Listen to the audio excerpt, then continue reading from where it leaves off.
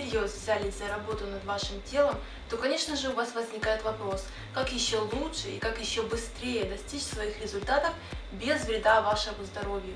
Дорогие девушки, сегодня я расскажу вам о спортивном питании. Что это такое, когда его принимать и в каких количествах, почему не нужно бояться спортивного питания и чего лучше вообще избегать. Ну и, конечно же, я расскажу вам о себе, какое спортивное питание принимаю я, чтобы держать себя в форме. Изначально потребителями спортивного питания были именно профессиональные спортсмены. Именно это у нас вызывает сомнения, у нас девушек, потому что не каждый хочется быть качком. Но не только для качков создано спортивное питание, оно нужно для всех, кто переносит тяжелые физические нагрузки. Представляете, сколько нужно было бы съесть еды, чтобы обеспечить себе энергией для тяжелых тренировок. Именно поэтому ученые изобрели способ сделать выжимку из обычных продуктов. В углеводно-белковых смесях калорийность очень высока, но уже давно придумали протеиновые продукты, а они нужны практически всем. Представьте, что наш организм состоит из маленьких кирпичиков, аминокислот, и эти аминокислоты нам нужно постоянно обновлять. А где же их взять, как не в еде? Но, к сожалению, сейчас у нас продукты такие, что ничего хорошего, полезного мы от них не получаем.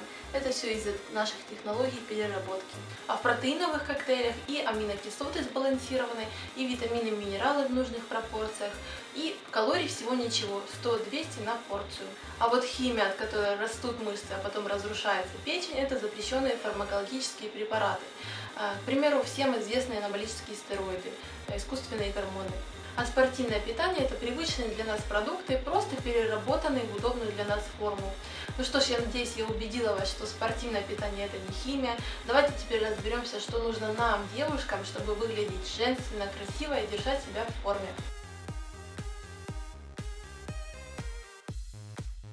Современная индустрия спортивного питания создала немало продуктов, которые помогают нам сжигать жир.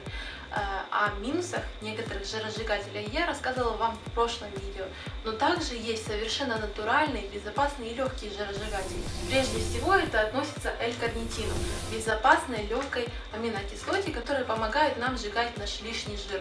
Единственный недостаток, можно сказать, этой аминокислоты – то, что она работает только при наличии ваших физических нагрузок.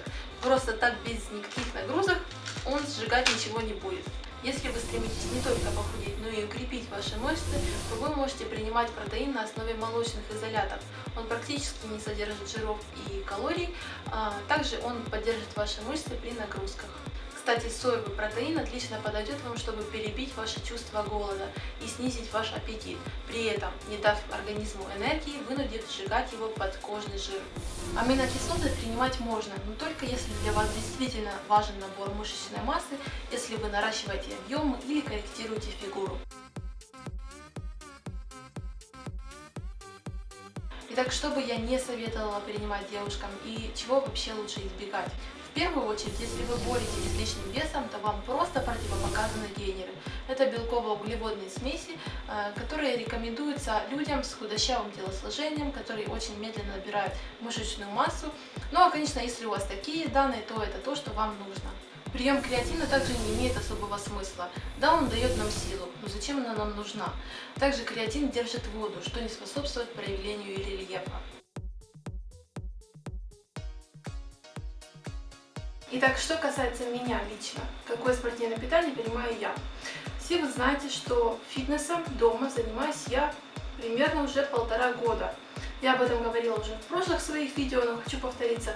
И за все это время, за все 1,5 года я не принимала никакого спортивного питания. Почему? Во-первых, у меня не такая сложная была нагрузка на тело, и в принципе мне энергии хватало, и мне всего лишь надо было скинуть килограмма 5-6, чего я как бы и добилась, я думаю. Кстати, очень многие меня спрашивают, как ты выглядела до занятий спортом. Вот могу вам показать фотографии, я ничего не скрываю. В принципе, у меня была проблема только 6-5 килограмм лишнего веса. Больше меня ничего не интересовало. Конечно же, хотелось бы подтянуть это все. В принципе, я и до сих пор совершенствуюсь и добиваюсь этих результатов. И вот месяц-полтора назад я пошла в тренажерный зал. И с тех пор, конечно же, увеличились мои нагрузки, потому что я работаю с большими весами. И поэтому я начала принимать. Занимаюсь я 3 раза в неделю. И перед тренировочкой я принимаю одну таблеточку L-карнитина, то, что я уже вам говорила. Все, 3 раза в неделю, только перед тренировкой. И после тренировки у меня идет протеиновый коктейль. В принципе, мне этого с головой достаточно, я не хочу слишком много мышечной массы, просто сделать красивое спортивное тело. Так что не слишком часто каждый день. Многие советуют протеиновые коктейли пить 2-3 раза в день. Мне одного раза в день вполне достаточно. Конечно, если у вас, опять же, нет огромных целей, если вы не готовитесь к соревнованиям, пока меня это не интересует, я просто работаю над своим телом. Так что вот такие мои помощники. И то, я вам хочу сказать, что я не буду принимать это постоянно. Какие-то перерывы должны быть обязательно в спортивном питании. Вот на лето как раз только я взяла L-карнитин. Больше он мне как бы и не нужен будет, потому что это жиросжигатель. Хочется, конечно, убрать какой-то лишний жирок перед летом. Потом все. Осень, зима, весна. Больше я его не буду принимать, только, конечно, перед летом. Ну, я так думаю, посмотрим.